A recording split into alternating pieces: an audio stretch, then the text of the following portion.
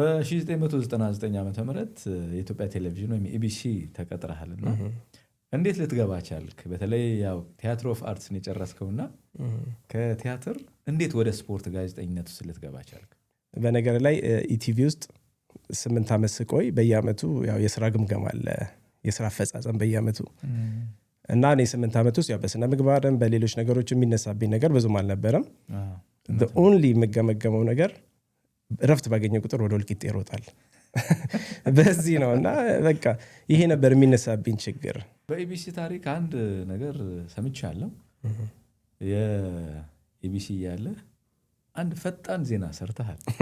ብዙዎች በ20 ሰከንድ ወይም በ30 ሰከንድ ድምጽና ቪዲዮ ያለው የቴሌቪዥን ፈጣኑ ዜና ሰርታል። እኛ የምናውቀው ፈጣኑ ሯጭ ሲባል ነው። ፈጣኑ ዜና ሲባል ደግሞ ያንተ ነውና ዜናው ምን ነበረ? ሰዎችስ ምን አሉ? እስቲ ንገረን። ግልጽ ነው መሆን ያለበት። እግር ኳስ ስፖርት ነው። እግር ኳስ ኢንተርቴይንመንት ነው። እግር ኳስ ከስፖርትነት በላይ ደግሞ ነው። ዓለም ላይ የሚፈጥረው ነገር እያየ ነው።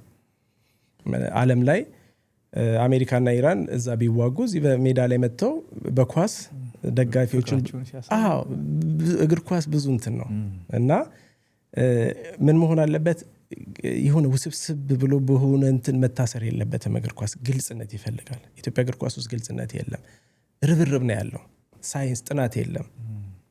በርብርብ አንተ እንዲያርግ ከሌ ምናምን ይባልና ከዛ በኋላ እንዳጋጣሚ የሆነ ጥሩ ውጤት ሊመዘገብ ይችላል። ያልተጠበቀ ቲም ልታሸንፍ ይችላል አንድ ጌም ላይ። ታዲያ ኢትዮጵያ ጋናን አሸንፋለች፣ ግብፅን አሸንፋለች አይደል? ላስት 5 years ለምንድን ነው ታዲያ አፍሪካ ዋንጫ ማትሳተፈው? ኮንሲስተንሲ የለውም። በርብርብ የሆነ ሰዓት የሆነ ነገር ሊመጣ ይችላል። በጥናት ግን አይደለም፣ በግልጽነት አይደለም። አንድ እሱ ነው። ሁለተኛ በሩ ዝግ መሆን የለበትም። በተለይ ለውጭ ባለሙያዎች መከፈት አለበት። የጎደለህን ነገር ማምጣት ነውር አይደለም።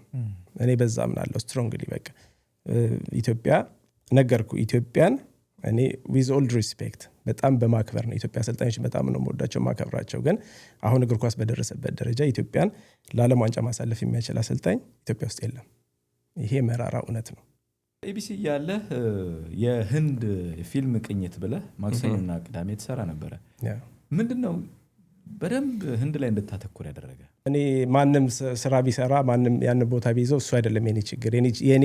የኔ ፍላጎት ኢትዮጵያን ዓለም ዋንጫ ላይ ማየት ነው። that's the only እና እኔ በጣም እርግጠኛ ሆኜ የምነግር ነገር የእሱን ሰው የዛን ያሰርተውት ቢሆን ኖሮ የብራዚል ዓለም ዋንጫ ላይ ኢትዮጵያ ታልፍ ነበር። 100% እርግጠኛ ሆኜ የምነግርህ። አፍሪካ ዋንጫ ላይ ደቡብ አፍሪካ አፍሪካ ዋንጫ ከምድብ እናልፍ ነበር ቢያንስ።